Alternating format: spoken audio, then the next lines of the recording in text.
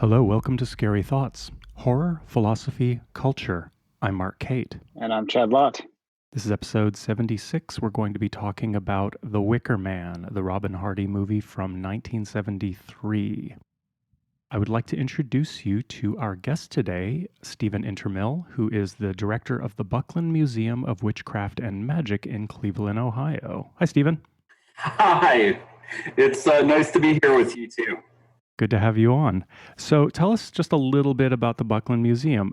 But actually, you were originally, just before this, a little bit of trivia, you managed or directed the Christmas Story Museum, yes? Yeah, so before I got involved with this, I worked for another local to me here in Cleveland establishment, a Christmas Story House, which is the location where they filmed a good chunk of the film A Christmas Story, you know, the beloved Hollywood holiday classic. I just started off as a temp, and I made my way up to the curator of the museum there, so I would take care of Ralphie's BB gun, Randy's snowsuit, and a bunch of that stuff. The lamp? No, the lamps, they all got smashed during production. Oh. Yeah, but you know, we do have I don't know, probably my favorite piece there was Scott Farkus's hat. Yeah. You know, I mean, the ultimate villain, right? Right. That's great. And then how long has the Buckland Museum been in existence, and when did you become director there? Well, it opened in 1966 in a gentleman named Raymond Buckland. Raymond Buckland is most famous for bringing the religion of Wicca to America. A lot of people would know what Wicca is, I'm sure. The religion that is associated with witchcraft quite a bit. So he had come to the United States in the early 60s. He forms what's known as the Long Island Coven, which many witches can trace their lineage back to. And he thought they should have a good teaching tool in a museum for his coven. Eventually it grows out of his basement, and now the collection's here in Cleveland, Ohio. My partner Tony, she was an initiate of Ray's, and he bequeathed the artifacts to her. And now this is how I spend my days, is sharing his story and sharing his magical pieces. Fantastic. All right. So you can all follow us on Spotify, because Scary Thoughts is now there. Does anybody have anything to plug other than the museum? Do you have any events coming up? Are you reopened? Yeah, we reopened a couple of weeks ago. It's been kind of weird. I can only have 6 people in at a time. So if you visit bucklandmuseum.org, you can get a ticket with the time slot. And yeah, I mean, it's been going really well. The enthusiasm's there. Actually, now may be the best time to go, because sometimes you show up and there's 20 people here, so it's not quite as an exciting special experience for our guests. So now people could come in, they actually have room to see the pieces and spend some time.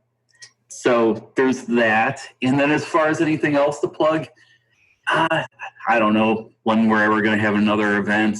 Hopefully someday we can have events again. But otherwise, just follow our Instagram, Buckland Museum, find out what's going on. Great.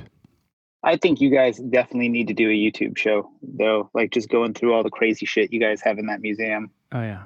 Yeah, I don't know if you've caught any of like my live streams where I've been interviewing a lot of people who we're close to here, and that's fun.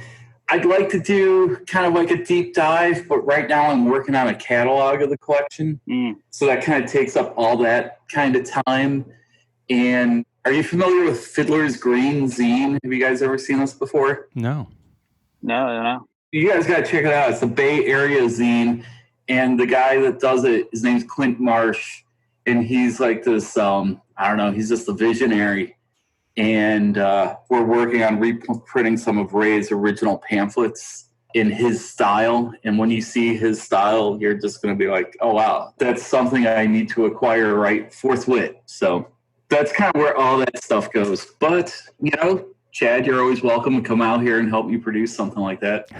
Yeah, well, I have no technical skills at all, so you're going to need Mark for that. But I highly suggest it happens, because that would be badass. Oh, yeah. All right, last little thing before we get started. Spoilers for The Wicker Man ahead.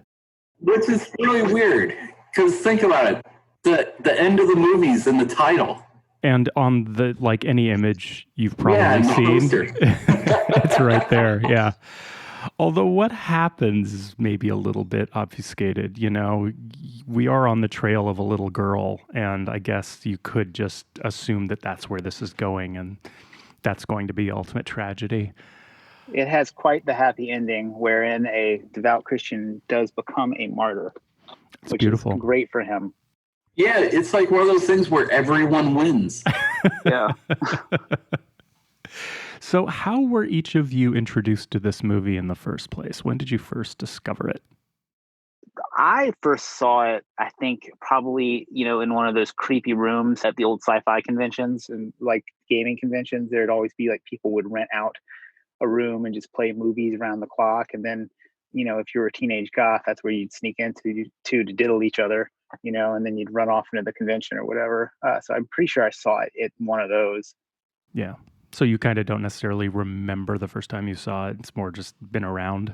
Yeah, I was like a teenager, and I definitely probably saw it while I was interested into witchy and supernatural things. So yeah, it definitely I saw it at the right time, I think. Yeah. How about you, Steven? It was just always around. There was a video shop over by my house where I think that's probably where I first saw it. I rented it when I was probably like 13 or 14, and I was expecting something a little more exciting. It was reminding me a bit like, I don't know, like a Miss Marple mystery, Mm-hmm. Kind of like slow, but then it was like a movie that I kind of always just go back to. So it's always just kind of been there. Yeah. Like you refer to it as your favorite movie, right? Maybe. Yeah. Like it's up there. Probably. What about you? Where did you first hear about it? Like mid-20s. I mean, I'd definitely seen the poster around who knows how long, but in my mid-20s, I went through a phase of trying to watch every single vampire movie made between 65 and 75-ish. So all the Hammer films, etc. And, consequently came upon this one, which is definitely a Hammer horror adjacent, I suppose. And it really blew my mind. Was really pretty into it. It kind of had everything I want out of a vintage horror movie all wrapped up into one film. Yeah, right. And it's also so singular. I mean, against the backdrop of all of those really great movies like Witchfinder General and Vampire Lovers and Twins of Evil, whatever. The performances are just so fully committed. The cinematography is amazing. The fact that it's basically a musical really sets it apart in this really special way. Yeah, just watching it the other day, it dawned on me where I was like, oh, wow, this actually is a musical. Yeah. And maybe the only one that I really like besides the new Cats. I haven't seen the new Cats, but I am a Taylor Swift fanatic, so I'm prepared to support it. It's it doesn't support her, unfortunately. That's too bad. Yeah, it is. Well, since we started talking about the music, let's start talking about the music. Yeah. I mean, it's all like music in the movie that the people can hear. Like, so people at a club, they hear the music versus Right. like when Darth Vader walks on screen and that's the music, like his score. It means something, but the characters don't hear it. I mean, it's pretty much all that. Yeah, there's a couple of, when he's flying in. And there's also the during the chase sequence, there's the acid rock, that burning, squealing guitar chase scene. I love that so much. It's really good. You guys ever check out like any of the Easy Tempo compilations that were coming out like 20 years ago? Oh, yeah. All like Italian soundtrack. For sure. And I was watching The Wicker Man the other day and I was like, oh, I don't remember just how groove this is.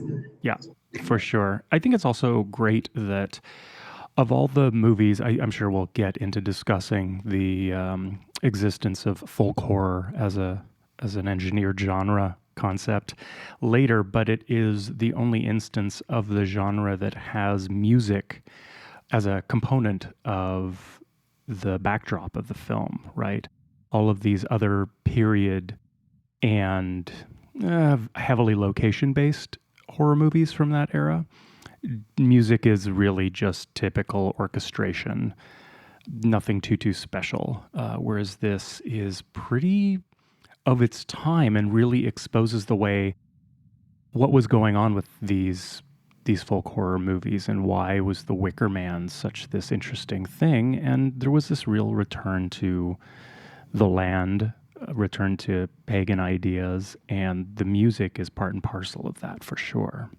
I mean, I know like Raymond Buckland, he kind of got rocking in the 50s, but I feel like when I was a teenage witch enthusiast, all the books I found and was interested in were like the mid 70s. Does that track? Am I right in thinking that, or am I just making that up? Well, Ray actually, his books really started getting published in the 70s and 80s. Okay. So that you'd be probably makes sense. familiar with his one book, The Complete Book of Witchcraft. Yeah, I had that. Yeah. So you would have been living in New Orleans around the year 2000, right? Yeah. I left in the summer, like the deep summer of 2000 is when I left. Okay, because I found an ad the other day from, I think it was 2000, maybe it was 1999, from Esoterica. Yeah, I remember that store. I used to go in there all the time. Yeah, so they had Ray do a special appearance there, and I found the ad. So yeah, the girls that owned that place were so ridiculously hot. I mean, I know we're not trying to objectify anybody, but like they were like out of a movie witch store owners. They were awesome. Yeah. Well, that's an element of this movie, no question. Yeah. It's Lord Summersisle flanked by beautiful women. Yeah, that store also did a really good job of mixing like the local hoodoo stuff in. Like it's like because a store like that in the French Quarter, it's really all about like tourists. I thought it was like a really like nicely done store for what was essentially like a tourist area. Yeah, it's super classy, I would say. Yeah. So yeah, speaking of Summer Isle, I decided that I'm going to run for mayor here in Cleveland next year, and I think I'm going to call it the Summer Isle Party. Oh, good. Yeah, you definitely should. Summer Isle is like pretty much if you were to design a location that I would like to live in, it is pretty much like, I mean, and it's funny, like, because I wonder, like, was it supposed to be shocking and horrifying to people in the 70s? Because it's like in a post Sabrina, post Hogwarts world, I don't think a witch island is like going to scare anybody. No, it'd be like a tourist destination. Yeah. Too many people would go there. Yeah. Well, I mean, the thing about a lot of the remote parts around the edges of England is that paganism is kind of present. It's not England didn't completely erase it off the face of the earth, and that definitely plays into a lot of what folk horror is about. But I remember a couple of summers ago, I went to the Isle of Wight, which is off the southern edge of the UK, and it was exactly like this movie. I was totally in heaven. It really is like that. And, it was the Isle of Wight is the last part of the UK that was colonized by the Christians. And so it just has this really, really rich, really interesting history. Well, the Buckland Museum of Witchcraft, we were inspired by a museum that was called the Museum of Witchcraft on the Isle of Man. And that is where Gerald Gardner, the person that formed what we know as Wicca now, he was living on this island. He had his witchcraft museum. And he was just completely surrounded by like the folklore of the area and the charms and the talismans and just the general like magic. So when I think of this movie, I'm like, gee, I wonder if this is what the Isle of Man would have been like when Gerald Gardner was there with his museum. Was he like Lord Summerisle of the Isle of Man? So the book, The Ritual, that this is based on, that takes place in Cornwall, England, and there's a witchcraft museum there as well. Yep. And Cornwall seems to be really the hotbed of like English folk magic. Yeah. Has that stuff gotten a lift from like the witch revival, like the Instagrammer, like hashtag magic crowd? That's last year, man. Now it's all TikTok magic. Damn. I realized like that. I realized that I had aged out of social media a little bit and needed to get back in, because when I was looking for like footage of like all the protests and riots last week or the week before, none of it was like where I used to find it. And then eventually I was seeing all these TikTok feeds. Like, oh, that's where it's happening. Yeah, Old Time Road mixed with tear gas. Yeah, I missed it. Well, the lift you're talking about, I mean, it has been sort of going. I feel like it's all been ascendant for at least the last 10 years. I mean, the book Ritual itself by David Pinner that this movie was pretty solidly based on was repressed by the guys who do the label Finders Keepers, which is a sort of esoterica label, and they're sort of adjacent to Ghostbox, which is a label that's been around a long time that does very sort of arcane, occult adjacent hauntology music. So this stuff has all been sort of like creeping along for a while as far as being cool and something that the kids dabble in, I suppose. The freak folk thing already sort of came and went even, right? Yeah, at some point in the early-ish middle 2000s with the big wave of like American noise music. Yep. That kind of like led into the synthesizer revival that we're still immersed in right now that, I mean, you're part of.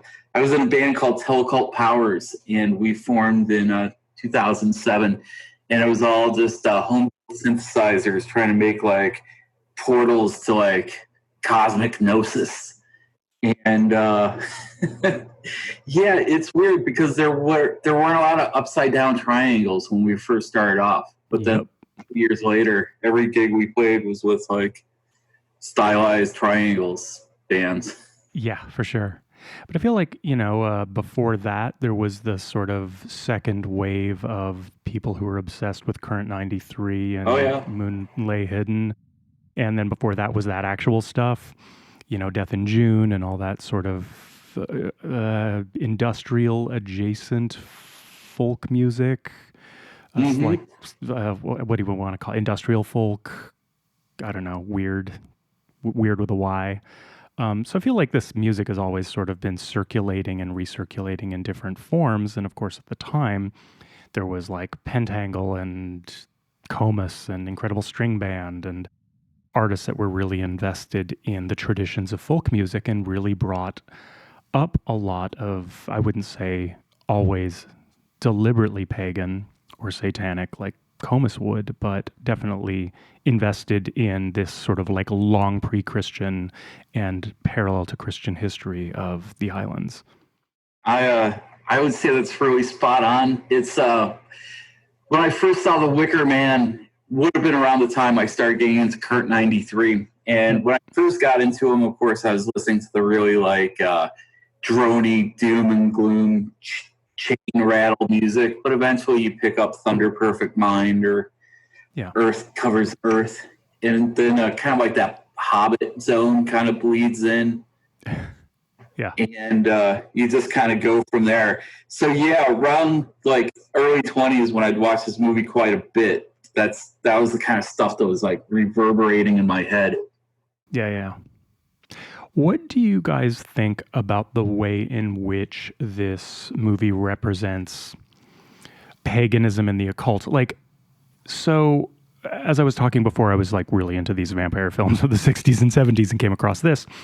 Part of the fun thing about those movies is, like a lot of slasher films, made these iconic villains that you identified with more than you would the actual so-called protagonists of the movie. A lot of these Hammer movies, a lot of these international vampire horror movies of that time, the villains, the vampires, or whoever they were always kind of sexy and interesting and liberated and free. And that's what exploitation was about at the time, right? And this movie does a similar thing where, of course, they are sacrificing a human for, doing nothing but being a Mr. Nosy Body. But they're really fun and interesting, and I'd rather live with them than be Sergeant Howie's wife, So what do you think about this, that they are the villains, Summerisle and his people, his subjects, are the villains of this movie in a sense, but they're represented so much more interestingly than he is, our hero is? I don't really think of them as villains at all. To me, No. this is more of like a like an adventure story mixed with an Agatha Christie mystery. Like he has wandered into this pagan land of his own free will. Although we can talk about that a little bit later about like whether or not like how involved they were with bringing him in. I think quite involved, but I think it's just like it's just their way, you know. And there's nothing horrific about what they're doing, with the exception of the Wicker Man thing at the end, which is certainly over the top. But I think they're just too delightful to be evil, right? Like they have a certain joie de vivre. Yep. Yeah, that's the thing is, to me, it seems like a pretty functioning society. People seem to enjoy each other's company on this island. There wasn't some kind of big division that we have in our world here today. I think early on, in being familiar with this movie, I started rooting for him because I'm like, who's this guy to show up and always... here at the museum, I got people that stick their nose in and will verbally assault my visitors, telling them about how they're going to burn in hell, etc. And that's the thing. At no point do the members of the island sit there and tell Howie, how he's supposed to live, right? No, they actually even seem to know quite a bit about his deal. Like the dude in charge, he basically is like, hey, like you get to be a martyr. Like, he actually like spells it out for him and is kind of happy for him.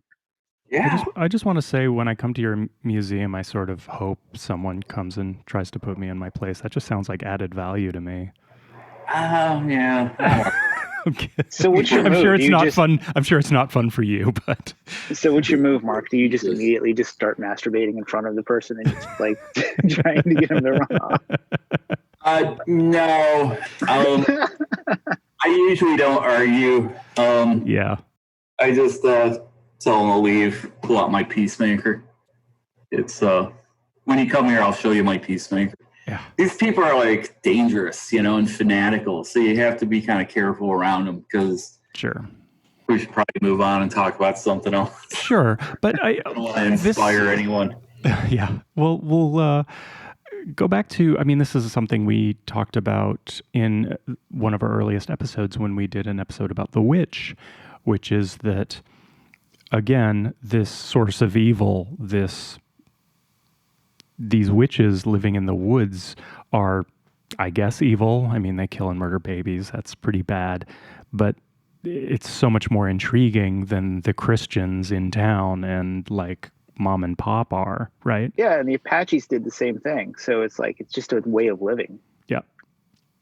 But you see what I'm saying basically about like 60s and 70s exploitation cinema, right? Is that, blaxploitation included a similar thing. They'd be these ostensible villains, but they're the heroes, right? And that was a sort of way that cinema at the time, I feel like, could get away with transgressing and have like libertine sex, for example, is that, well, they're not the good people. They're clearly framed as the villains, right? But then those movies are clearly always walking that line. And I think that's what exploitation cinema, when it's at its best, does well, is walks a really weird line between what it's depicting as being sort of exploitative and actually being very inviting and interesting and inspiring, maybe. Yeah, I feel like all of the stuff, like especially the sex stuff in the film, it's so in line with the pornography of the time. Like soft lighting, blonde women, natural everything. Like it's so appealing even to this day.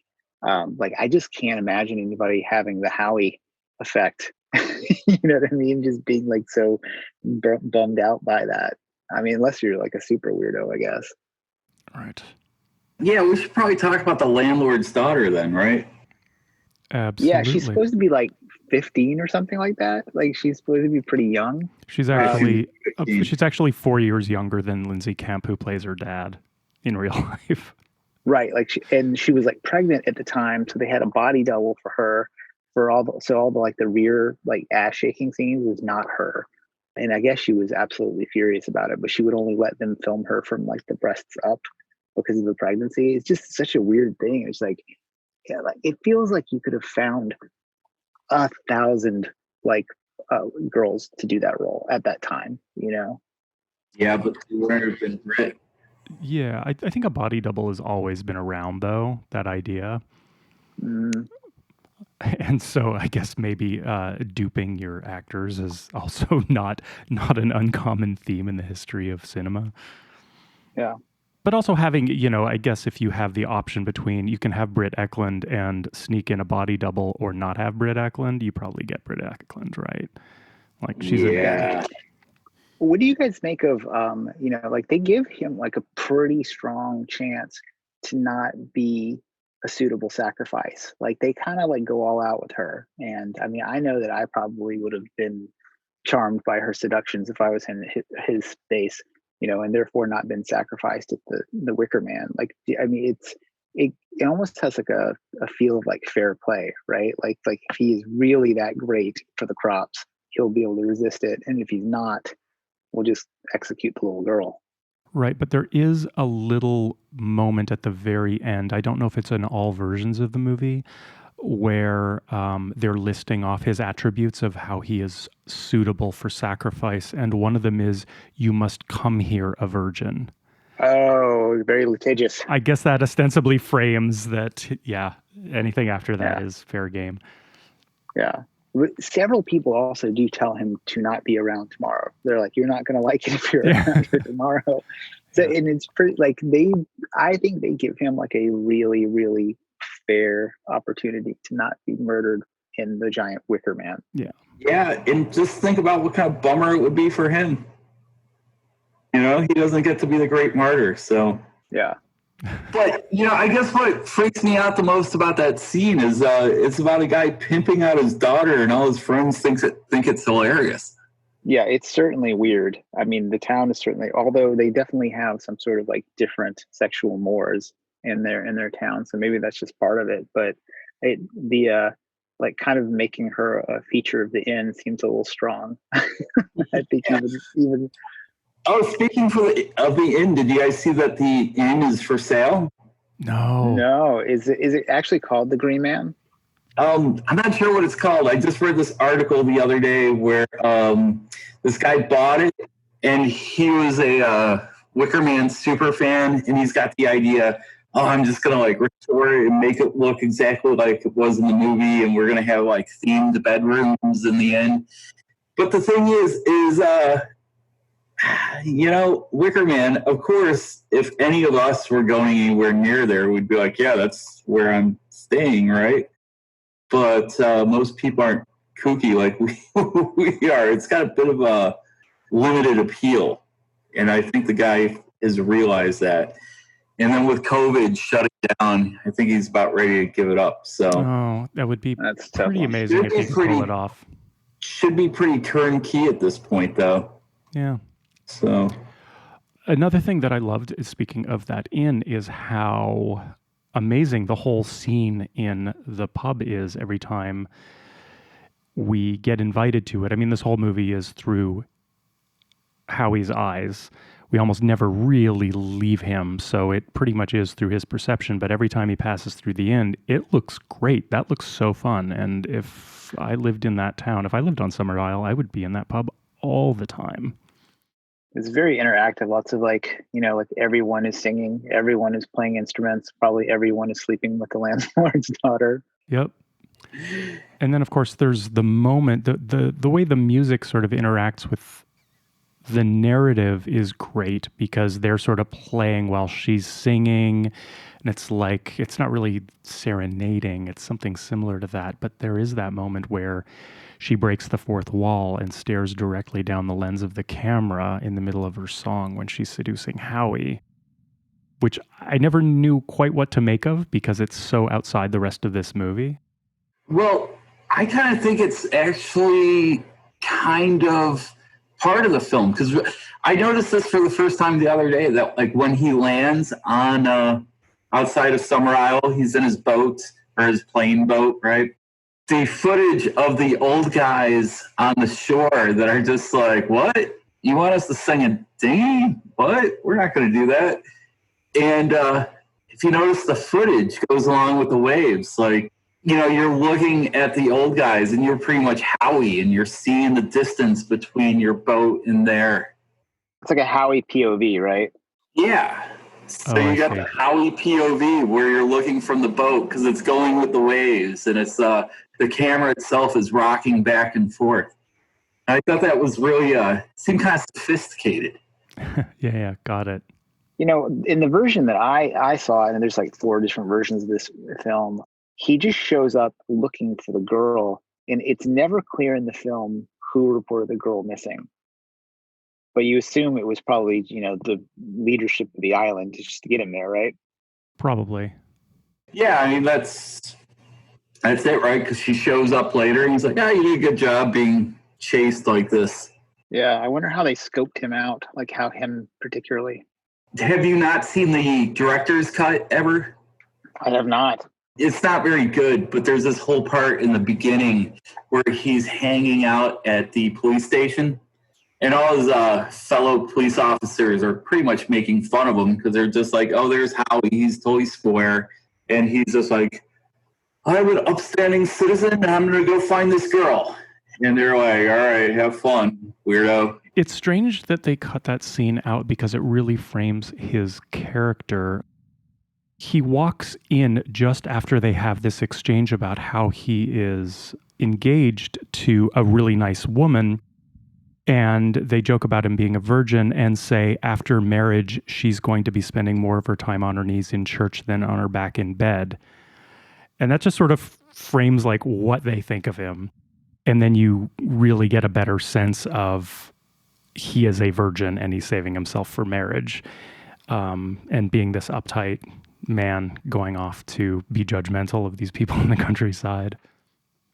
This movie has a pretty fraught history of production meddling and alternate versions, and even the director's cut isn't so very complete and is slightly dissatisfying, even though you would think that the director's finally having the ability to cut this film the way he wanted, it's still kind of missing some key things. It's very odd.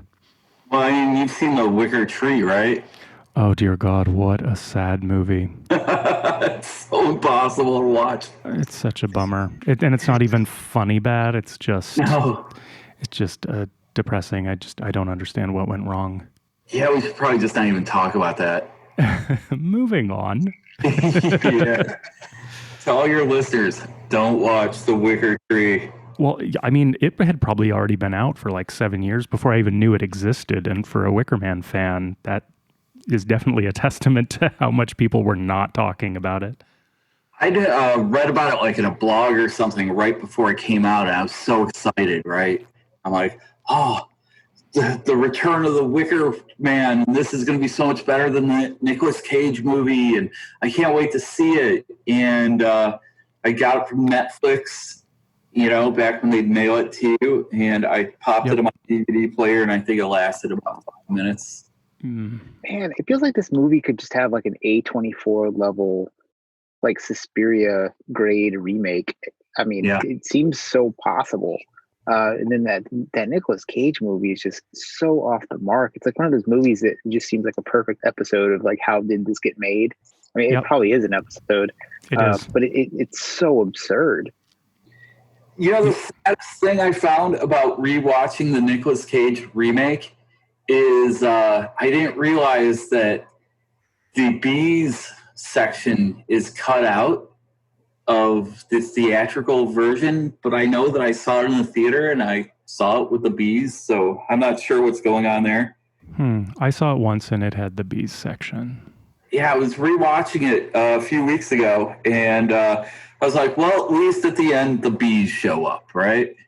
And they didn't, and it was just really jarring and confusing for me. I mean, why watch it if the bees section isn't there? Exactly.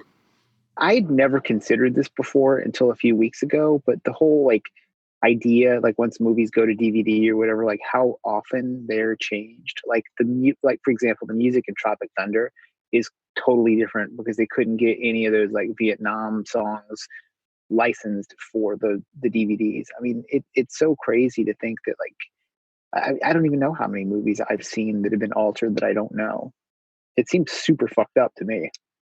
Yeah, I remember when I was in the mid 90s when I was watching all of these obscure 60s and 70s horror movies. Sometimes you could mail away for like these sort of supercuts. Well, that's not what supercut means, but some people would take all of their VHS tapes of a certain movie and cobble together the longest possible version that never got released. And you could order it from them for like $20 via mail. And I was purchasing movies like that because a lot of these European horror movies, they would have 5 titles in 5 different countries, 3 to 6 different edits depending on what year and what country. It was very bizarre and very I don't understand, you know. When I was a kid in Sweden, I saw Empire Strikes Back, and they cut off the part where Luke Skywalker gets his hand cut off. So What? the end where he gets the robot hand was very confusing. Yeah. That's so weird. Wow. The first time I was ever conscious that I had seen a different version of something was when I watched Gremlins 2 on VHS. Because in the theater, there's the scene where the Gremlins cause the film to melt, and then they're in the projection booth, and hilarity ensues. And then Hulk Hogan stands up and yells at them. But in the VHS, it's like a static, like TV gag. It's like they're in your TV. And I was just completely shocked by that. I mean, maybe I was just a fucking idiot, but I remember being just like, it was like the entire cinema I had watched before was called into question. I was like, oh my God, what else has been changed? Right. That's actually pretty hilarious that somebody thought to do that. But it's a real problem now. Like you're seeing all kinds of shit in Netflix, like being altered, like that mermaid movie. They extend Hannah's hair down past her butt. I mean, it seems like there's such minor little things, but they're completely fucking insidious, in my opinion.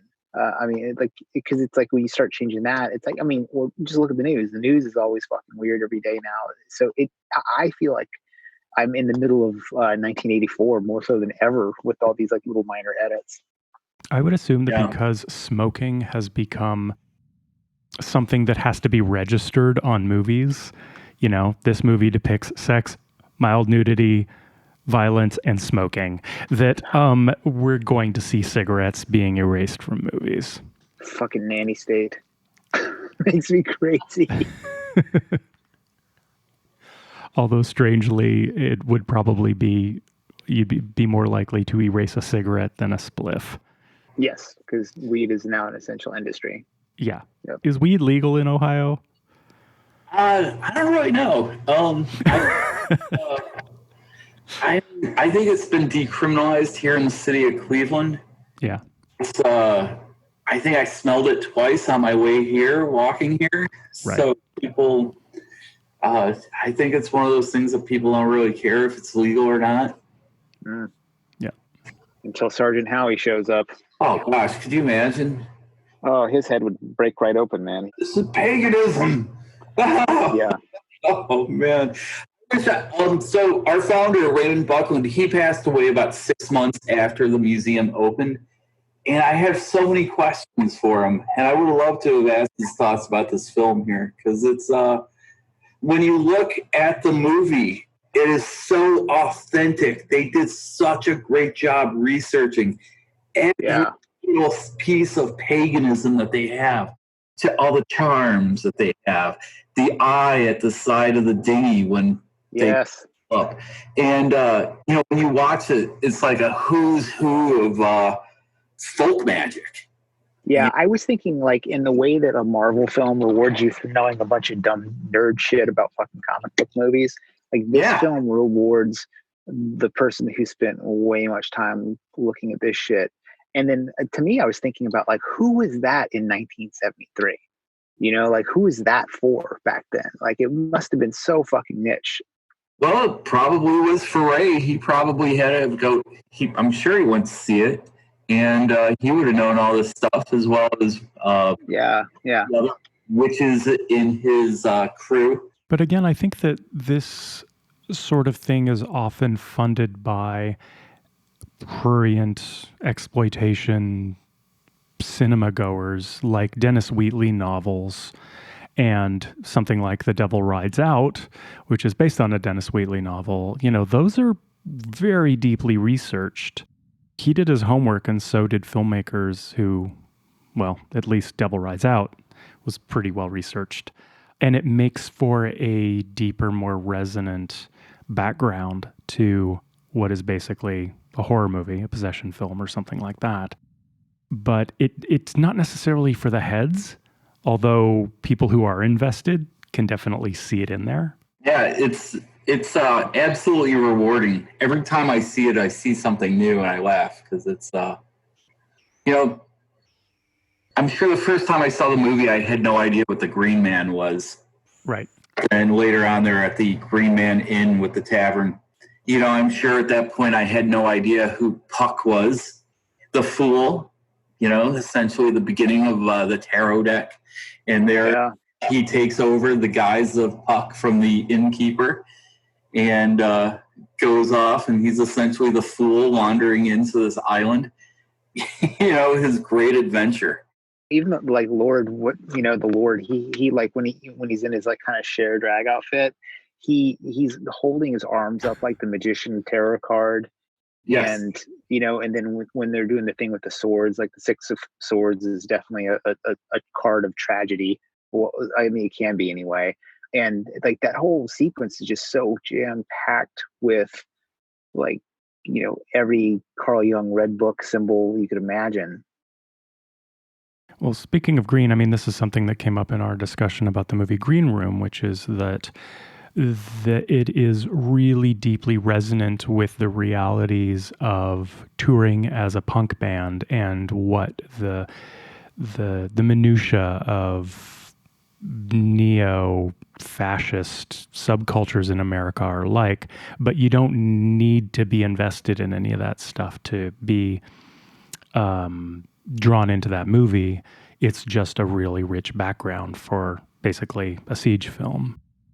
But on that kind of thing, Steven, I'm very curious about your experience being so invested in this sort of thing, how you view representations of the occult in cinema, whether going back this far or recent. What maybe are some really good examples of where you've watched a movie and thought these people have done their homework, or someone involved in this knows their shit? Have you ever seen the film A Dark Song? No. You guys have to see this. I think you both love it. It's about a woman that they're performing the rite of Abramelin, which is the ritual that Aleister Crowley performed in the Bullskin House, which is like on the coast of Loch Ness. And the whole idea is you keep opening up these gateways. Oh, I did see this movie. Sorry. Yeah. So I did see it. Yeah. 3 months to cleanse, and they show the whole parts of pouring the salt around the house. It's it's a good solid 6-month ritual. And watching that, I was just like, okay. So whoever did this, I didn't really research it whatsoever, but whoever did it obviously had an idea of what they were talking about. And that's really the best example. When people come to the museum and they ask me, like, what could you show me for an example of, like, what is ceremonial magic? I always point to that film. And then I also point to the film The Love Witch. It's one of my favorite movies. Yeah, and it is so spot on with so many things. I recently, Anna Biller, the director, she gave us the props from the film that the Love Witch, you know how she goes to the one shop and she sells them different stuff that they have, in, which is such an authentic witch thing to do. Like here in the museum gift shop, I sell things made by local witches, right? Yeah. She gave us like some of the poppets, the voodoo like dolls, some of the candles. they sold in that witch shop. So that's great. Yeah, that was a pretty exciting day. Definitely. She's great. Anna Biller is great. I really want to see what she does next. Her blog is fascinating. Yeah, so I think the next movie is going to be a Bluebeard film. Oh, yes, that's right. What do you guys think about the classroom scene? Like, I thought that whole scene is just like packed with excellence. I mean, it's great. One, it's great for exposition. All the acting in it is awesome, and it does the job of adding whatever tension there is. Like, the scene is so weird that it creates so much like awesome tension in the movie. And then the bug, which is kind of like, it's sort of like a sympathetic spell to him, like it's sort of, there's the beetle that's tied to the pole and it keeps by its own free will of walking, bringing itself closer and closer to its own death, which is basically what he's doing. Yes. And when he asks like, oh, whose desk is this? It's like, it's your desk, buddy. Yeah. I love that scene so much because the one detail I caught this time that I'd never seen before was on the blackboard when he erases the one part to put up Rowan's name. Mm. It's the different kinds of magical stones you can collect they had written up there. And really kind of a cool, sharp detail. Like Hagstone was one of them, which would be a stone that gets... water will poke a hole through. Yeah, it's all these different ingredients, and I love that he just I mean, it kind of just really showcases his approach to the world, that he just doesn't even give a fuck what's on the wall. He literally like this like Christian knight almost like erases the spell work of these people. It's such a cheesy thing to do, but I also love the little detail where when she tells him to basically like go start reading in your speller, which is such a classic like classroom in a movie thing to do. It's the rites and rituals of May Day. It's just like, it just feels like a really like lowbrow Hogwarts or something. Well, like when you were at school, I'm sure before President's Day, you'd probably learn about how great the presidents were, right? Yeah. So it was cool to see that, like, what is it, world building? Is that what you call it? When you're kind of developing what the world's like? Yeah. It's kind of explaining, like, yeah, these kids are getting, like, a pagan upbringing through and through just from the beginning, and it goes up from there. Sacrificing cops at the end. Yes. Like, they're down. I mean, even, like, from, cradle to grave, like, the tombstones. Like, there's this one tombstone that had the best thing ever I've seen ever on a tombstone. It said, protected by the ejaculation of serpents. Yes. It's beautiful. So good. Another thing I like about this movie, and maybe this is something that can sway us into a conversation about folk horror as a general genre, but the way in which it is removed from traditional morality, from the mainland, from Christianity, and that's part of the world building, right? Is in a way, the horror in this movie is the beliefs of others. Right? We can look at it as like getting burned alive, but that's not really the horror. The horror is sort of like being confronted by spiritual and ideological difference. And also, of course, discovering that you were the fool all along, which is kind of everybody's fear. Mm-hmm. Everybody's fear is that they'll get found out. But that is definitely a component of, in American cinema, rural horror. So like Texas Chainsaw Massacre or Pumpkinhead or, so many movies which are about city urbanites going out into the rural areas and discovering that they're in over their heads as soon as they're unable to get a Starbucks. But in the history of English, especially horror, there is this strain of folk horror, as it's more recently been termed, which has more to do with paganism and the long history that the islands have with pre-Christian ideas. And of course, that started with Witchfinder General, Blood on Satan's Claw, and this movie is the sort of three movies that really are believed to be the originators of this idea. Have you guys seen all of those movies or seen many other instances of folk horror? We had a movie night here last year where we showed Blood on Satan's Law. Yeah. Oh, rad. Yeah, that was interesting. It's okay. It's not my favorite. Yeah, no, I mean it was fun to watch. It wasn't like a film that really I didn't leave thinking about it. Yeah. But it's I don't know, what do you guys think of all the new folk horror films?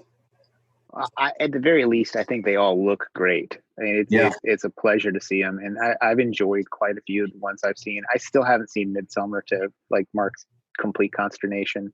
Yeah, it's a problem in our relationship. I don't know. Midsummer is not my favorite because as a Swede, I find that their exploitation of the Swedish people I found kind of offensive. Kind of wow, sad. Really? Well, you know what? I grew up in the 70s, right? Where I had when I was a kid, I'd say, yeah, I'm going back to Sweden for the summer. Everybody'd be like, oh, the Swedish chef, ha, ha, ha, ha. And there was a part where I was watching Midsummer, and I was just like, yeah, it's the Swedish chef shit all over again. But this time it's just, look at these sexually permissive Swedes. And I just... I don't know. I just got a chip on my shoulder about halfway through the movie. Oh, you're like, I totally understand having a chip on your shoulder about that shit. I have a chip on my shoulder about the entire presentation of the South and all of Hollywood, like, or at least like the idea that everyone's dumb there, like that sort of thing. Like, but yeah, I like a lot of those rural horror movies. I like the new folk horror movies. Like, I actually quite enjoy pretty much anything rural in film. Like, I think it's just like, I especially love where like the ruins of industrial America meet the what's left of the great forests of the North America. I think that shit is super cool. Well, you probably would enjoy the walk from my house to the museum here, because it's this whole weird industrial park that's been overtaken by woods. Mm. So it's like very poisoned and decayed, but just like you see the life springing forth from it. I'm just realizing that I'm very thankful that there's nothing about Canada that can be exploited for negative purposes in film. It's just kind of like exploitation proof somehow. I don't know. You guys drink all that beer and put out fires? Yeah, that's... Did you not see Tusk? Tusk didn't really give an offensive portrayal of Canadians, I think. Not really. Yeah, I guess. Well, the two girls, maybe. I don't know. They were cool. Yeah, I guess. Although cool. I think that as far as like old world versus new world, one component of the Wicker Man is that, and again, I keep referring to other episodes of Scary Thoughts, but our most recent episode about Safe, where, she starts off in this terrible life and kind of ends in a maybe slightly better life if you kind of tilt your head and squint, maybe. The alternative that Lord Summerisle is providing for his people is, of course, completely fabricated. He is not one of them. He lives in this epic palace and clearly has servants and has pretty much concedes that this whole religion on his island is invented.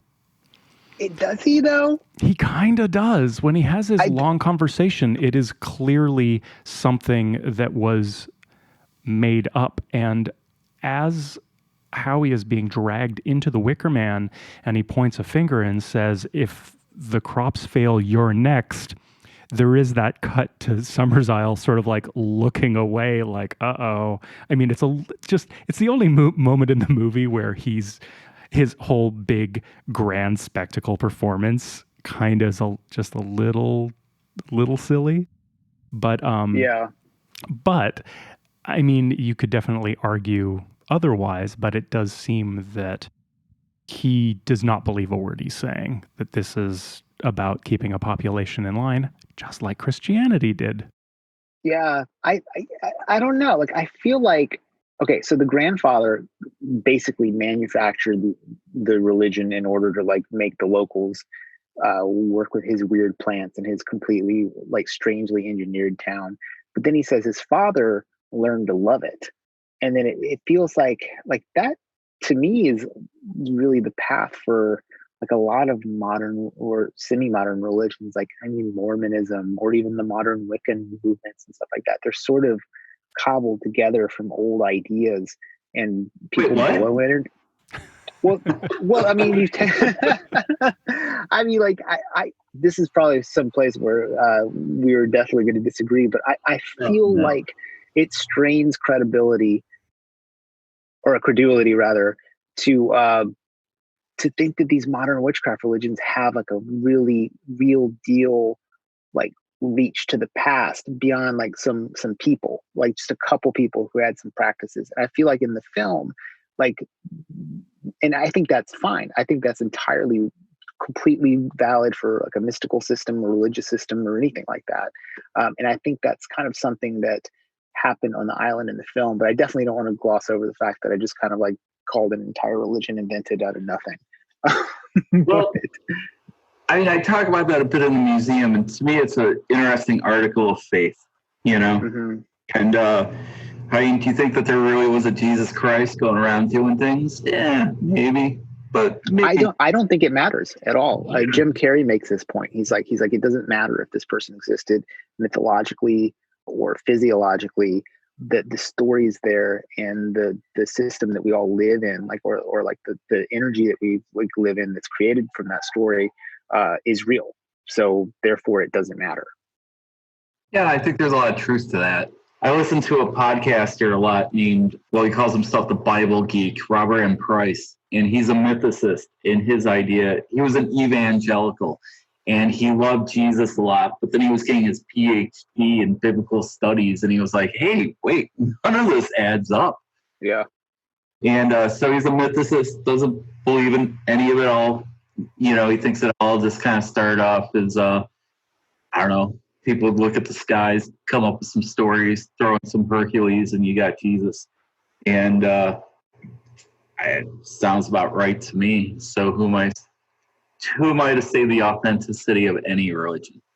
I don't think any of it needs to be authentic. I mean, I'm reading Octavia Butler's Parable of the Sower right now. You know, there's this one character that essentially invents this religion, Earthseed, and it functions for people.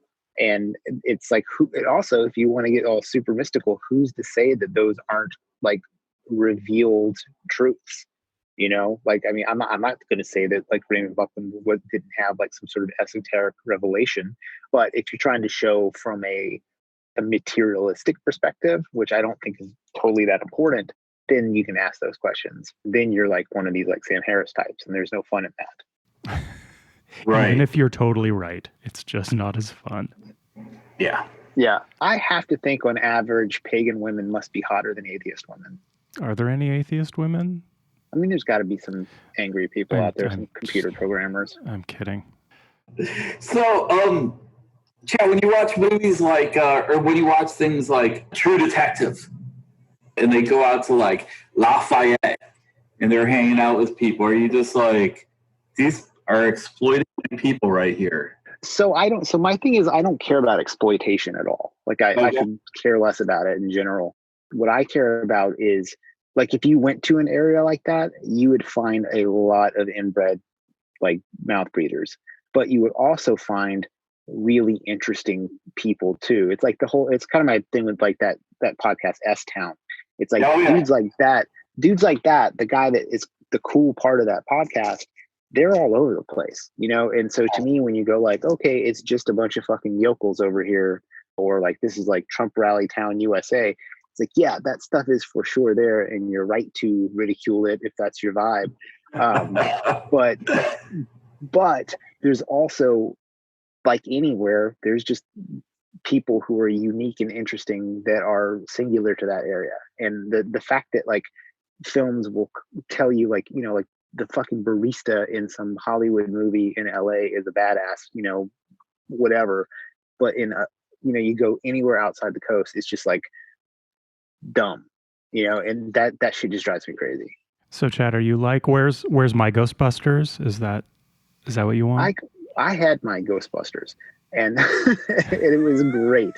And I don't even bemoan the new Ghostbusters, but it is trash. So I think that's a tragedy for the people who rooted for it. As somebody that lives between the two coasts, I think it's kind of nice to live here. It's nice and chill. Oh, dude, a buddy of mine, Vance Crowe, he has another podcast that we're friends with.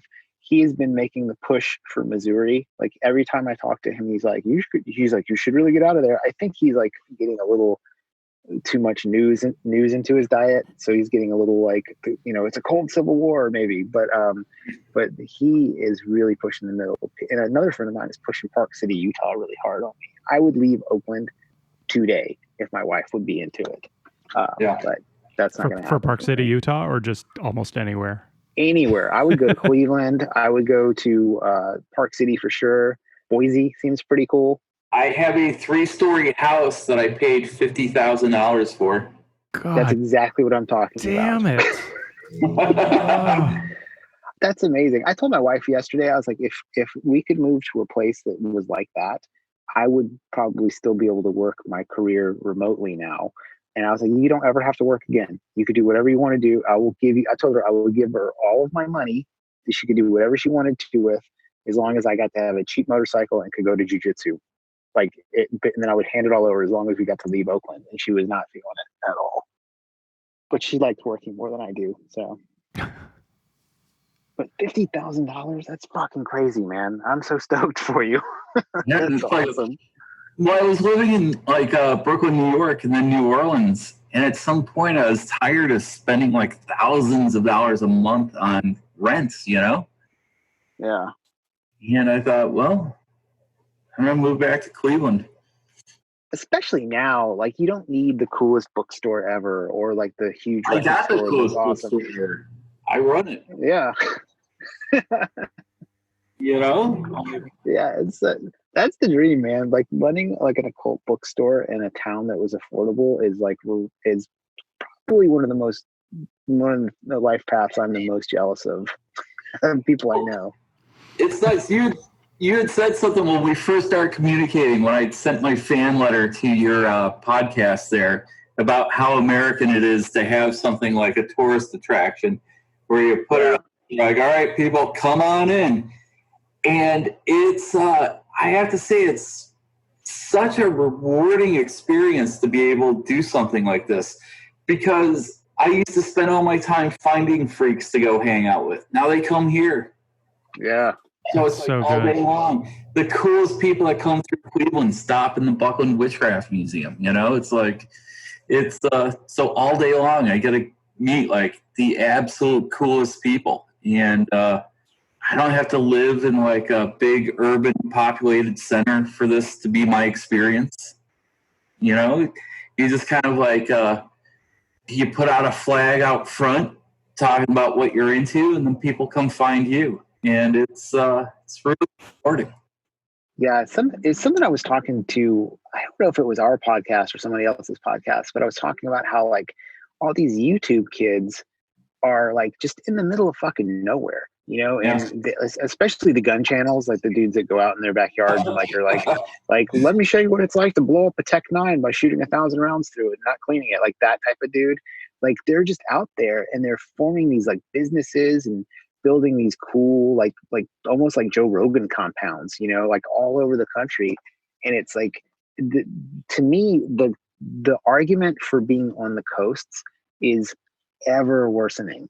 Like, especially if you have like a little crew or like a thing like you do. I mean, like that shit is just totally cool. And as somebody who's like into the idea of, diversification and anarchy, like I love the idea that like the freak population would just split and disperse all over the country. Yeah, I mean, I definitely have the thing that if all of my friends who are artists and can just barely afford their rent, if we all moved to Detroit tomorrow, we would have a paradise for 5 years, But everybody would have to learn to shoot. Everybody would need weapons training really fast. Come to Cleveland, it's better in Detroit. Oh, no doubt. Also, in this conversation, of course, we're talking about this real horror idea and talking about getting out. But For me, if I was going to leave this apartment, it would be for like the center of Berlin, the center of London, Brooklyn. I actually want to be more urban. I have never had a bad time outside, like out in the sticks of North America. The South to me is just a fucking Disneyland. It's amazing, but there's no part of me that feels home there. To me, home is like concrete and coffee and bars, and lots of them, lots of them close together. Just real quick, Chad, if you were going to move to one of these smaller towns that are on your short list here and open a museum, what would it be? Man, that's a great question. You're not going to get a job. You're like, I'm going all in on creating a museum of... I would go to Colorado and open up a Red Dawn museum in a heartbeat. Oh, that's great. Yeah, like have like Red Dawn museum, but the Red Dawn experience. Yeah, you can go out and shoot like AKs and CZ pistols and stuff like that, and for maybe $500 you get to put a rocket into something. You have a wall where everybody spray paints their version of Wolverines. Yeah, totally. Just you could have that rock reproduced in the yard so people could take pictures. Those cheesy Russian tanks next to a hamburger sign. Like you could totally do that. A fence where you could go take a picture and say "Avenge me." Like, I mean, there's just so many things that would be badass. I just watched both of those back to back about 4 days ago, and they were both of them actually better than I had expected. I think John Milius, the director of that film, is completely underrated, and people hate him because he's who Walter Sobchak in Big Lebowski is based on, and people talk about his politics being abhorrent. And I definitely get it. Like his politics are cartoonish, That's the thing about it is like he calls himself a Zen anarchist, which is I kind of get what he's saying, and they are cartoonish. It's almost like he's like his personal philosophy is a wrestling version of this stuff, and he knows it's ridiculous. Have you seen the documentary? Oh yeah, of course. Yeah, I watched it twice. I liked it so much. Yeah, same. I mean, I love the thing where he's like, okay, you guys can do a documentary about me, but you can't use any pictures of me holding guns. And they're like, what? Because there's no pictures of him not holding guns. Speaking of storefronts and whatnot, like how great are the sets in this movie? I mean, we talked about the inn before, but the apothecarium and the castle, like they're just jam-packed with visually amazing shit. Yep. I mean, I'll say again, having semi-recently been to the outskirts of the UK, it's not too unlike that, the village store, like it's kind of that, right? Yeah. But yeah, the sets are fantastic in this movie. Everything really, really sets you into the mood. I mean, how about that graveyard, right? With the breastfeeding, definitely like... and that would have represented like Isis breastfeeding Horus, right? Yeah. It's wandering through the graveyard, and here's this Christian guy, and he sees a woman breastfeeding. Even at night, the night before that, where everybody's like outdoors fucking, except for that one woman who's leaning on this giant gravestone naked, weeping openly. What a party. Yes. Yeah. The costumes are great too. Like, I love that the guy is like, what are you supposed to be? He's like, I'm the salmon of knowledge. You're like, what the fuck is that? That's actually a thing. Actually, Monique, we just we rewatched it together, and she had a whole thing when she was last over there about the salmon of knowledge. I think she came to there was a store called the Salmon of Knowledge she was in or something, or a restaurant, I forget. Anyway, if you had to it's a thing. If you were an animal of something, what would you be? Eagle of America. Man, they really did a good job on you with your green card application. I'm here now. I'm here to stay. I'm sold all the way. I would be like the duck of like sophistication. The Bangor, Maine Police Department have the Duck of Justice. They're really fun to follow on Facebook. That's great. The guy who runs that thing, it's almost like he's a side character in a Stephen King novel, the way he writes it. I mean, it's so good. I would be the coyote of fornication. That's what I would want to be. Yeah. So what else do we have for this movie? Yeah, I feel like we've barely scratched the surface, and it's Yeah. I don't know. How do you guys do this every like couple weeks? And usually we get really stoned and do it. And by we, he means he. I gotta say, I'm always impressed with you guys with your gift of gab. Oh, thanks. Yeah, I mean, part of it, like, I often say it kind of doesn't even matter that it's about horror movies or whatever. Like, I find just talking to Mark to be really fun. And, like a good foil for my particular brand of nonsense, for sure. Well, I first listened to you guys when I was ripping down the drop ceiling for my space here. And I was like, oh, Eric Davis is on a podcast talking about True Detective. Oh. Yeah. That's a no-brainer. He's the best. Another one. I think maybe there's like 2 or 3 I haven't heard. So Eric Davis's missives lately during the lockdown has been really inspired. Have they? Yeah. Yeah. His email list is not to be missed. Oh, I really should sign up for that. Oh, yeah.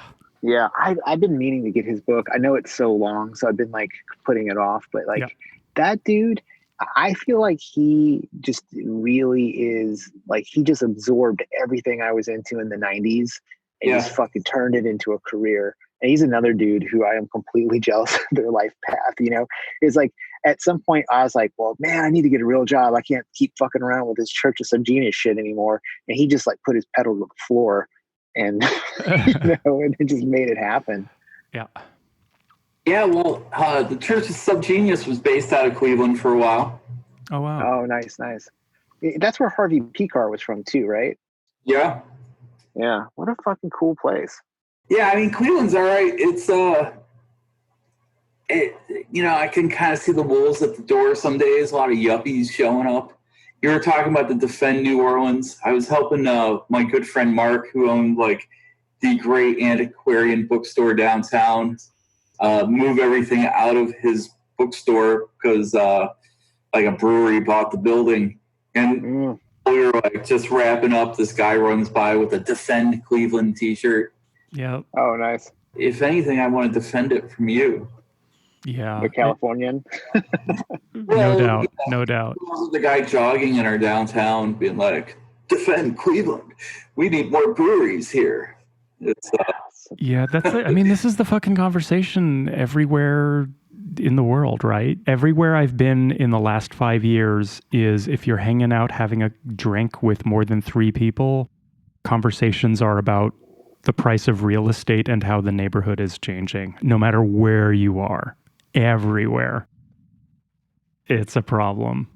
Yeah, it's I don't know. But then it's also nice to have options. So I could be a curmudgeon about it. Then I'm also like, Well, I work in a bar that's been a bar nonstop for over 100 years, and the current owner has had it for about 28. And when I work, I am sort of the conduit for local people's complaints about what's happening to the neighborhood, or younger people being excited about having just arrived. So it's kind of my job to sort of like field people's anger and field people's excitement simultaneously. Oh, I bet. Are you guys, either of you, familiar with the sort of alt-right associated writer Mencius Moldbug? No. Can you say that name again? Mencius Moldbug. So he's pretty much the dude that stole the metaphor of red pilling from the Wachowskis and like turned it into a whole thing. So, and like a lot of these thinkers, he's like kind of more interesting than the people he gets lumped in with. So he has this idea that monarchy is kind of the best system of government. And then, in this film, there's kind of a monarchy thing. And the idea with monarchy, and one of the things he talks about is that he doubts that monarchy can exist without a state religion or like some sort of religion. So I guess what I'm thinking about is like, do you think like with that idea, like, monarchies need religions, do you think that you could have a society like Summer Isle split off and become a thing in like 3 generations without some sort of like supernatural juice? Kind of a long question. Probably not, right? Yeah, wait, what?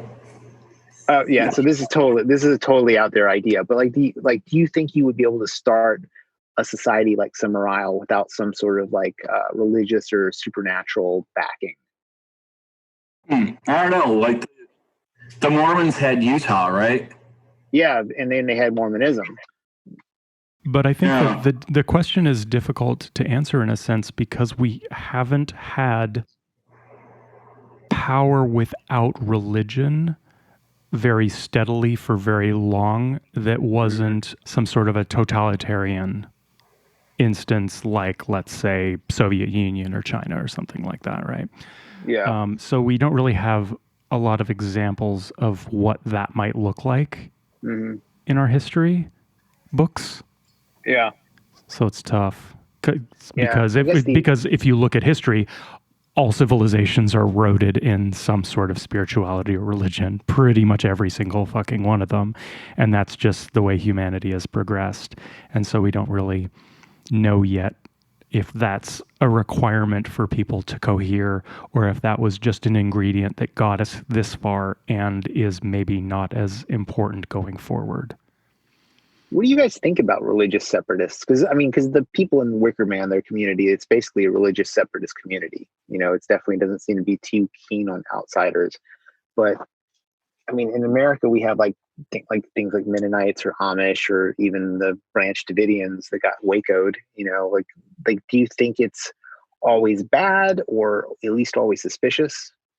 I really find that it's hard to trace instances of where this exists without discovering horrible misogyny or racism at the roots or some sort of insidious beliefs about people that are an excuse for oppression or exploitation or something like that.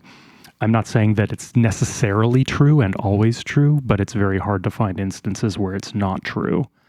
Mm-hmm.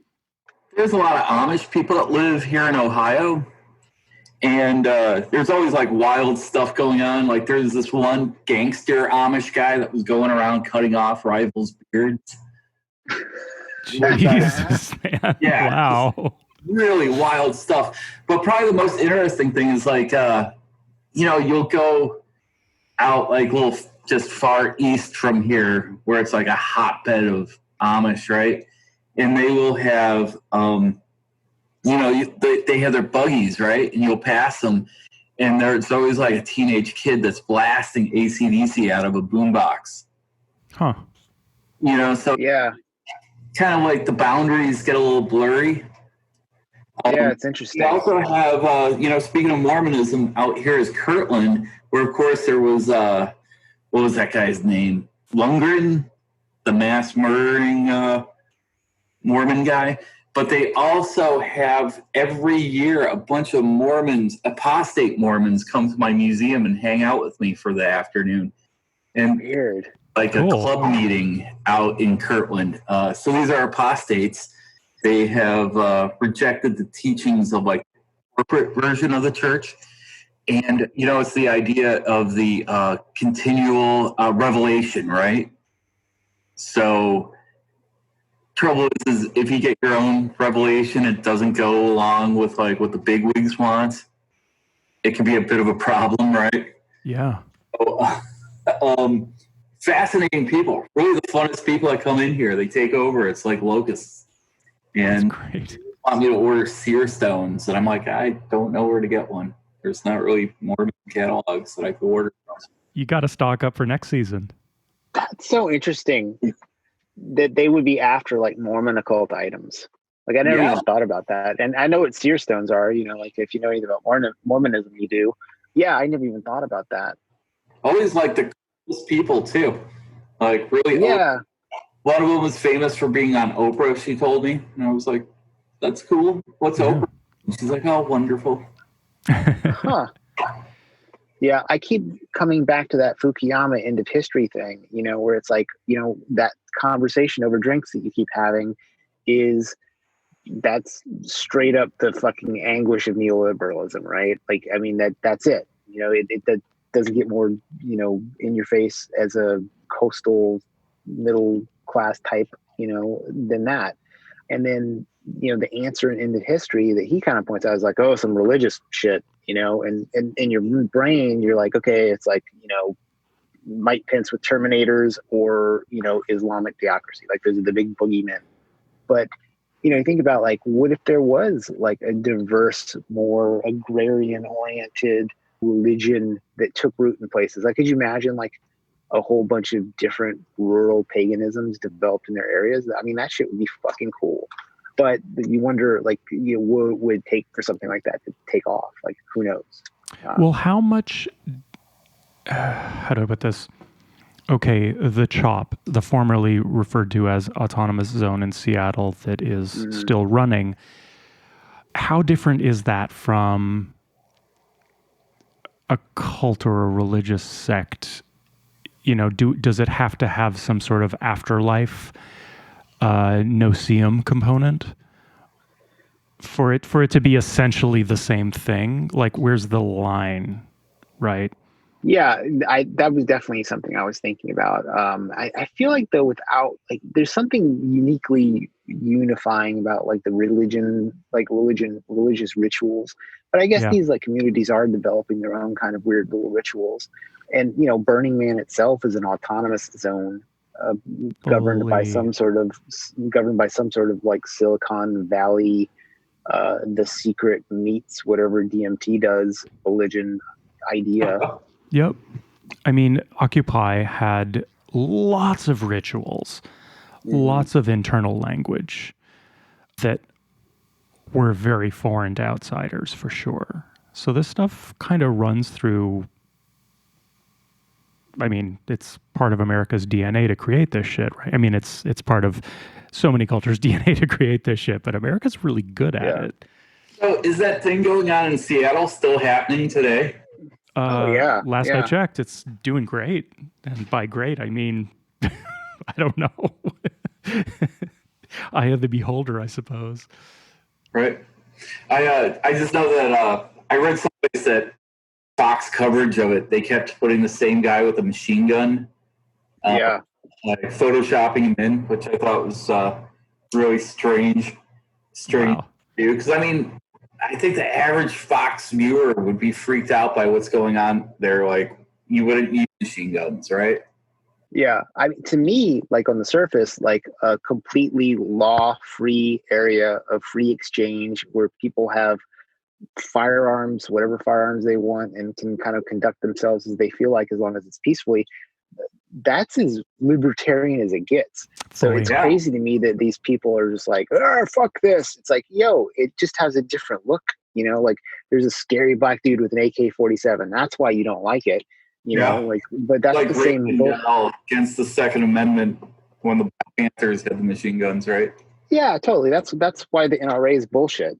If they all look like Duck Dynasty and this was taking place in Montana, what would people generally be thinking about it? Probably generally a 180-degree difference, right? Well, that was the ranch, right? That's exactly what I was about to bring up, is like those guys were ridiculed on television. Like, it's interesting how the news is always like, as soon as you get some guy like that, some rural looking dude with, trying to exercise his rights or whatever, it's like, look how fucking dumb these yokels are. And like, they're trying to get their haircuts or whatever. Like, that sort of thing. But they came in and that shit got nearly Waco level. I mean, one dude did die in a shootout, and what they did was, in my mind, very related to the temporary autonomous zone idea. And for the similar reasons, like, they were basically being harassed by law enforcement. I think those guys are dickheads. Like they've basically shown themselves to be like racists and assholes. So I'm not defending them at all. But they were reacting to what they perceived as police overreach. And then they stood up and made some noise. But they eventually won. And that's what's interesting about all this shit is it's like voting clearly doesn't fucking work. Like the cities that have the worst police brutality, the lowest income, the worst results and everything, they're all Democrat states. And they've all been like that for decades. And I'm not saying it's a condition of Democrats, but they just keep reelecting the same people. And so people get out in the street and make some noise. Like, I think the protests over the last couple of weeks will have more change than probably 30 years of Democratic rule. And I think it's going to be interesting. But I don't know how we got on this topic. Jesus Christ. It's like we have a political show. I think we're getting to the point here where we point out that there's no cops on Summer Island. That's a great thing to bring it back to. True. That is absolutely right. And when the cops come there, they're fucking lame. You got all fucking, this guy like about in the Stonehenge space. Yeah, like this dude, this fucking Captain Howie, he probably has jerked off since he was 11. As soon as he sleeps with his wife, it's gonna be like a wax dart shooting out of his dick, killing her. It's fucking bad news. The police in that town, fuck them. I guess. I don't know. Well, I mean, it is a monarchy. It's like what you were saying that guy was talking about. Well, that's kind of, like, I keep thinking about it. I was like, man, like, wouldn't you rather have somebody who knew what the fuck they were doing in charge of a small amount of people rather than some clown that would won a popularity contest? That's sort of anarcho-syndicalism, right? I mean, like, I'm sort of into it, So you have the authority of Lord Summerisle, and he just goes and says, this is what we're going to do, and everybody gets on board because they remembered how shitty it was before his grandpa came, right? Yeah.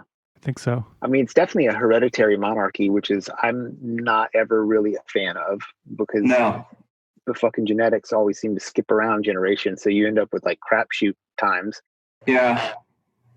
You know what I think kind of neat is the way how he kind of takes over.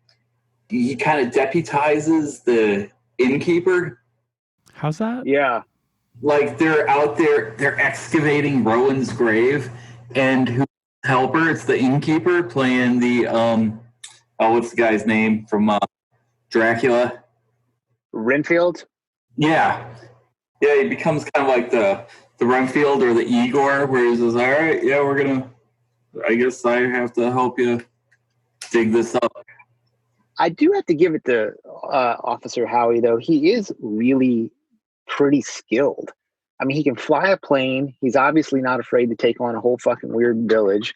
He knows how to photograph film, so he's got some sort of artistic skills. He has some serious willpower. It might be really misguided or whatever, but it's definitely he's able to resist the landlord's daughter, and he fucking knocks a dude out. He figures out that the girl, he basically cracks the case. He kind of, other than fucking himself at the end, he does kind of win. Well, he does win. He gets to be the martyr. Yeah, like he gets to sit, with the saints. Yeah. That's kind of the best case scenario for him. It's such a baffling ending. It's such a brilliant ending. So is there anything supernatural actually happening? We don't see evidence of anything, do we? That hand of glory is pretty wild, but... Oh, it's so beautiful. Right? It was supposed to knock him out. Yeah. I mean, although they're, who knows what sort of, like, what they did to that hand, if it's like releasing ether or something into the air. I mean, I don't think we see any evidence of anything supernatural, but we do see the results of will. Mm-hmm. Which is that they were collectively successful in what they wanted to happen. Yeah. But I don't know that we get more than that. But that is the pinnacle of religious belief, right? It's about tracing your faith, not necessarily about witnessing miracles all the time, because miracles are few and far between. It was hard for me not to align some of this film with contemporary narrative, which is that Lord Summerisle is a liar who is fooling his entire population into believing fictions against science. And part of that is he has spun this fictional past, right? Yeah. But it's their past, right? Like that's the impression I get, is that he's revived their weird island religion for his purposes. Their idea of what that is, though. There's no truth there. He culturally appropriates their customs. Yes. And turns it. But I mean, it was working out. It was an island very famous for their produce for 100 years, right? True. Yeah. You know, interesting thing I learned about this movie today is they moved it because of the Jonestown massacre happened. Like they moved the release. Oh. Yeah, it's something like moving the release based on a tragedy seems like something so modern. Like, and Right. this is like the oldest. This is like the oldest example of that I could think of. Right. So was the idea that they thought Summer Isle is like this Jim Jones type figure? Yeah, it's hard to know what they. You know, I think the idea that there was like this like charismatic leader of an island full of people believing in some crazy shit was probably a little strong for that weekend. Yeah, Jonestown. That shit was crazy. Man, there's this podcaster. His I don't know his real name. I think his name's Daryl Cooper, and his Twitter handle is Martyr Made, and he's put out like one of these like History on Fire style like 8-part deep dives into the Jonestown massacre, and it is awesome.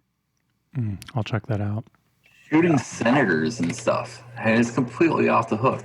Yep. Oh yeah, a fucking senator got shot. It's one of those weird things. And then that guy, it actually was in the back of my mind when I was talking when we were having our religion and Seattle Autonomous Zone portion of this conversation, which is like Jim Jones was like heavily into the like social justice movements of his time. He was kind of considered like a pretty heavy duty activist. I don't want to say like an Al Sharpton might be definitely the wrong, but a guy that people knew that was like a Jesus guy that was down for, protesting and being in the streets. And like, I guess it's surprising me that we have these like kind of fangless preachers kind of out and about, like Cornel West isn't fangless, but his religion isn't exactly forward in his conversation right now. There's not a whole lot at stake. Like, I just wonder if, will we see like a religious leader emerge out of like this kind of modern movement? And, with the increase in interest in the paganism and witchcraft, will it be something like that? Like, I could see in LA some sort of cool Wiccan brujeria person having a moment, It might be too singular. It might be that as something that you've sort of talked about before, Chad, I mean, that is sort of the realm of extreme Islam, right? I don't know that the West is primed for that sort of framing of social justice any longer. Yeah, it's a little too outside. Yeah. I guess I follow too many of these like Hex the Patriarchy people on Instagram, so it feels a lot bigger, Right. It's kind of huge. I think you might be onto something. I think that there may be a new wave of that kind of social justice that comes through like the alternative religious path. Because, my friends are witches that are doing this sort of thing. They're all creating their sigils that we all meditate on certain nights to do this and do that. And I hope that it progresses a bit more. Because, what is witchcraft but a rebuttal of like the patriarchy? And it's a rebuttal of like the system as we know it. So, who are the witches that did the famous like hex against Hitler? So that was a great magical battle against Hitler. So you had Doreen Valiente was a part of this, I think. Definitely Dion Fortune. She's probably the most famous for being part of it. Gerald Gardner, the person who essentially creates Wicca as we know it today. So they all got together, and they would do this like magical battle. There's a lot of evidence that says that Aleister Crowley is the one who came up with a V symbol, V for victory, as a counterpoint to the swastika. And there's also evidence that he was the one that said, hey, when you build this building, the Pentagon, the 5 shapes, this is a good counterpoint against the swastika. What? So, interesting. Yeah, and I know that sounds like super dodgy, but there's all sorts of information that's actually verifies it. Aleister Crowley knew Ian Fleming, who was bigwig in, MI5, essentially their CIA. And, Ian Fleming was completely, like, immersed in the occult. He basically... he wrote James Bond, right? Yes, yes. And he did, what's the guy, the bald one that James Bond puts down into the tube or the smokestack? One of the great Bond villains he based on Aleister Crowley. But 007 was a sigil that was used by John Dee. Wow. That's amazing. Man. I had no idea about those connections. So Chad is always dropping his favorite podcasters and stuff. And there's a guy named Paul Weston who's always being interviewed, who's kind of like the great expert on the magical battle for Britain. So I think there's hours of this guy talking about this stuff very passionately and very knowledgeably. So I'll have to check it out because, like, you know, it totally reminds me, like, you know, like one of the topics that always gets brought up by me on the show is Alan Moore and Grant Morrison, you know, and they are definitely inheritors of this, like, this odd mystical tradition. I mean, like, just look what Alan Moore did with the symbol V and V for Vendetta. Oh, yeah. And that comic book, Jesus Christ, talk about prescient. I mean, it takes place in 2020. The government has come to even more nefarious power due to a pandemic. You know, people are wearing the fucking Guy Fawkes masks out in the street. I mean, it's pretty incredible as a sigil. Yeah. And then Grant Morrison, of course, is like, yeah, the Invisibles. That was like the print for like pretty much the world that we're living in now. The Invisibles is incredible. That's DMT 007. You know, and there is, in my opinion, strong evidence to suggest that the Wachowskis lifted heavily from the Invisibles. I think, I mean, like the entire aesthetic of the Matrix is, I think, in my opinion, thoroughly indebted to the Invisibles. You know, the idea of weird mental agents able to like psychically attack you. I mean, that's pretty much what happens in the Matrix itself. And so it's like, it's interesting to see these occult ideas continue to live, at least symbolically. I mean, so you have like Aleister Crowley with the V for Vendetta symbol, all the way to, you know, the weird alt-right red pilling thing, and now that's manifesting as autonomous zones with the opposition. I mean, it's just really, like, I don't know that it makes you wonder if there's something to it, but it definitely makes you like appreciate it culturally, I think. Well, Grant Morrison created the Invisibles as the idea of a hyper sigil to create a world with all this stuff, right? So I read an interview where they're like, "So you mad about like the Matrix?" And he's like, "I was at first, but I mean, come on, that was the whole point of my sigil in the first place." So yeah, I think, man, he has the right. To me, like, if any of my like sort of more mystical, esoteric ideas really mirror a lot of what he's on about. Like, to me, like when I'm feeling exceptionally like voodoo-y, like what he's into is what I lean towards. Yeah, the whole part about Michael Bertillot and his time stations, where that's how they travel through time and space. Mm-hmm. Michael Bertillot is like a friend of mine. I correspond with him quite often. Rad. I never would have discovered his work if it wasn't for the Invisibles. So we have paintings of his here in the museum. So that's rad. What is your favorite thing in the museum? Like, what's the thing, like if the place was burning down, you could grab one thing, what would it be? The first Wiccan high priestess in America's ritual headdress. Oh, very cool. Yeah, Rosemary Buckland, or Lady Rowan. To me, that's the heart and soul of the collection. So everything else radiates out, because Wicca at its core is a matriarchal religion.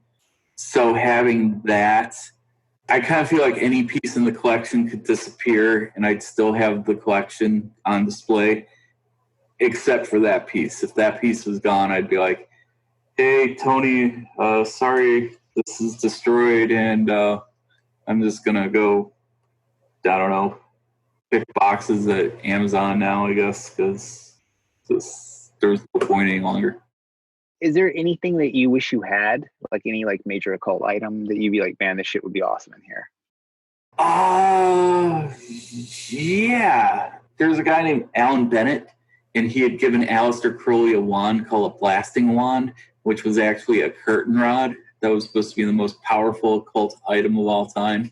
Nice. We do have a wand that belonged to Crowley here, but if we had Alan Bennett's blasting wand, um, that would be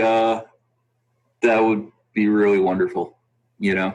And then anytime I see a picture of Gerald Gardner and he's got some like weird thing that nobody knows where it is now, I wish I had that. In a lot of ways, I see what we're doing here as just keeping the cultural heritage alive for a lot of people that don't really have a voice in that kind of way. You know, like people that don't have like a Vatican museum that they go and see all these treasures that were plundered. So any of like the real classic stuff that you see. Are you like on the radar of any of the, like the big, like kind of biggest mainstream, like successful witch types, you know, like the Witch Wave podcast lady or any of that stuff? Like, are you part of that kind of like revival? I guess so. Pam, you're talking about Pam Grossman. She asked me to present at the conference that she hosts, the Occult Humanities Conference. And she puts that on with a guy named Jesse Bransford. And we've had Jesse here. He painted our magic circle. Oh, cool. Let's see. We have a staff on display that was given to us by a guy named Oberon Zell, who's a very famous neo-pagan. He says he's the first person in modern day to refer to himself as a pagan. So, yeah, I mean, we're on a lot of people's radar. I will say, Pam, if you hear this, seriously, we need a piece for the collection. Feel that you're an important part of this whole thing. So I really liked her book. Yeah, it's a good read. It's a good one. And then I see that book as a kind of a companion piece to another book by a friend of ours named Kristen Corvette, and it's Witches, Sluts, and Feminists. Sold. Yeah, those two books are fantastic. Pam has another book that I actually like a little bit more because it's a graphic novel, and it's called What is a Witch? And it's illustrated by this really incredible artistic duo, husband and wife, I think, the Tin Can Forest. And reading this book, Pam's like poetry talking about like, what is a witch? Really kind of helped me formulate an answer for people that come to the museum and ask me what a witch is. So what do you guys think? Did it work? Did the crops? Did the crop succeed? Yeah. I hope it. If they were working for 100 years, I mean, it stands to reason, right? 100 summers? Yeah. Yeah, I like to think it works. Yeah. I know that I said that we weren't going to talk about it at all again, but the wicker tree, did they address that part at all? I don't remember. Well, I believe the wicker tree takes place in the U.S. and it's kind of a separate thing. Well, it takes place in Europe. Well, it starts in the U.S., like Texas, and then they go to, right? But Lord Summerisle shows up. Right. And is he like, yeah, I'm pretty much just like homeless now because just some shit that happened back in the day. Right. I read an that article could be him that skipping town. Yeah. Right. He's just like, oh, gone to Texas. I read an article that made an interesting point about this question, which is that whether the crops succeed or fail is actually beside the point, because the point is to assert dominance over a population. Yeah. The point is to assert the belief system, and the sacrifice is about reinstituting that religion. It's less about whether it succeeds or fails as a ritual, because the success of the ritual is that it happened and everybody believed in it. So essentially, the Wicker Man burning is essentially a Trump rally. Yes. Quite. Wow. At least it was held outside. Yeah. They were wearing masks. Yes, they were wearing masks. They were held outside. So. Wow. Far out. Another thing that's worth bringing up, and this was really made a big deal of in the wake of Midsummer, is that this is one of the few horror movies that takes place during the day. Almost all horror movies take place at night. The fear of the dark is essential and central to pretty much all horror. But this movie and Midsommar, the horror is in broad daylight. It's illuminated, and it's no less scary for it. And there are so few films that are like that, right? Yeah. Texas Chainsaw.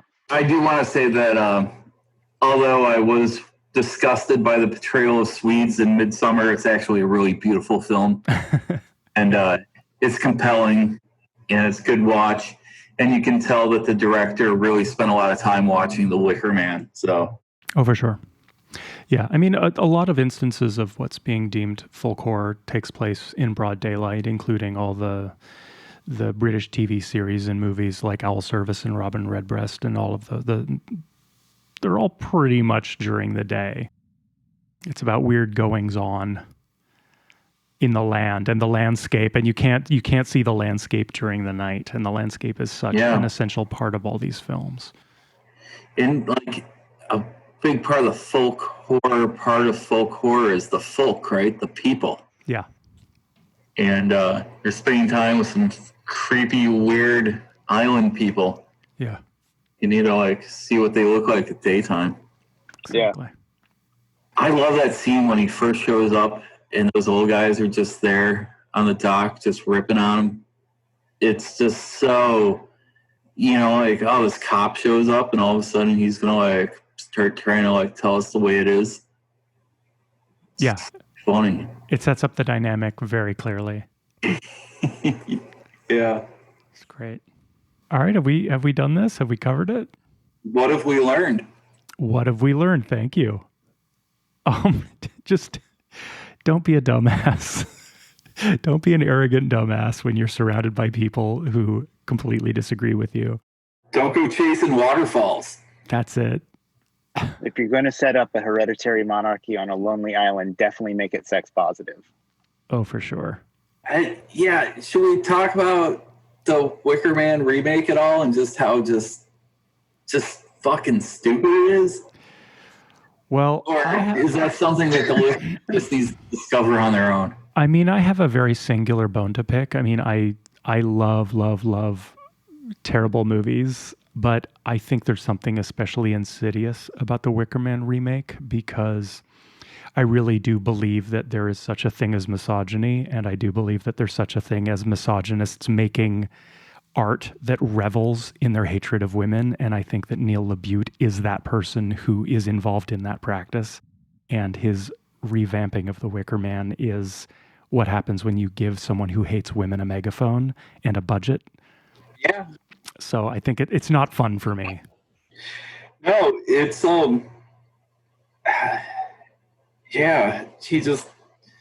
it's just reasons for Nicolas Cage to go punch women. Which isn't even the worst part of that movie. I think the difference is, like, I would not want to go live in that community, but I really want to go live in the 1973 community. Right. Yeah.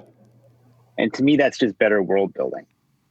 The remake is really notable as being perhaps the most unhinged Nicolas Cage performance, which is a very high bar. Wait, what? To refer to. It's the most unhinged Nicolas Cage performance. Vampire's Kiss? Okay, that's true. Actually, Port of Call, New Orleans, which is the whole reason why I moved to New Orleans, actually. I don't know, man. I think The Wicker Man might be a little crazier than Port of Call, New Orleans. So okay, here's what I would say. Vampire's Kiss, probably the craziest. Like, and it's like, it's at a point when you're not really expecting really anything of him other than just being kind of good actor in the Coppola orbit. And so that's the most unhinged. But I feel like the Wicker Man remake is where he's unhinged for no reason. It's just like there's no real justification for it in the film itself. So it's really like him, it's Cage unmoored, and then after that you get it used in specific ways, like say Mandy or whatever. But like it definitely is like the most unhinged that doesn't make sense for sure. Yeah. I gotta say, it's been a thrill to talk to you guys because, like I said, I've listened to hours of you guys yammer on about stuff. So it was kind of fun to be able to like yammer on with you. Well, so great to have you on, and I'm really determined to get my ass to Cleveland and come visit you at the Buckland Museum of Witchcraft and Magick. Yeah, please. You guys are welcome anytime. And I still have good friends at Ralphie's house, so we could figure out how to. That is huge for me. I mean, frequent listeners will know that know how I feel about Christmas, and that it is the best holiday, and I do adore that movie. Better than Flag Day? Oh yeah, of course. Yeah. There's no war on Flag Day. What's fun about that? War on Christmas, though. I guess that's real. I don't know. I would always tell the owner that what we had to do is send out a press release on April Fools and have it be like, after completely being hassled by the liberal media for years and years, we are now changing the name of the museum to a Happy Holiday Story House and Museum. Yes. That would probably garner international attention. Yeah, it's amazing. It's definitely worth doing. You should do that not on April Fool's Day so that it actually gets picked up by some media outlets as being for real. Well, yeah, I should do that now since I don't work there anymore. Especially, right? Got some letterhead lying around? I do. Yeah. Amazing. All right. Well, I guess that's it. Thanks for listening, everybody. Word.